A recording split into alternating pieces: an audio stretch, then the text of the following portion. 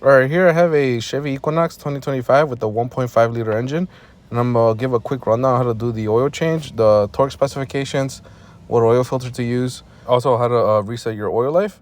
It's a super simple job. There's your dipstick and your oil fill cap. It is 020, and make sure it is a Dexos oil. Usually it says in the front of the oil jug or whatever. At the bottom, it doesn't have a cover. It has a 15 millimeter drain plug, and the oil filter is literally right next to it. So like I said, again, very simple job. The torque spec on that drain plug is 18 foot-pounds. Usually I tighten it up just a little more, but that's just because of me. Oil filter is PF64 if you want to use the AC Delco. And then if you have this 1.5, you want to fill it up with 5.3 quarts of engine oil. Like I said, again, 020 Dexos.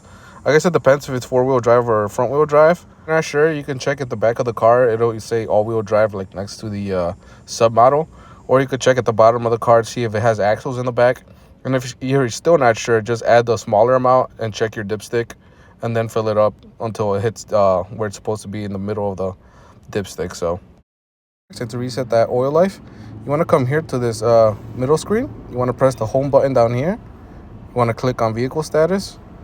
And then from here, you want to click on fluids and filters.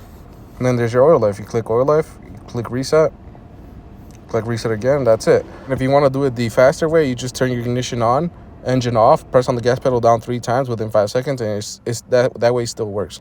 So hopefully it helps you out.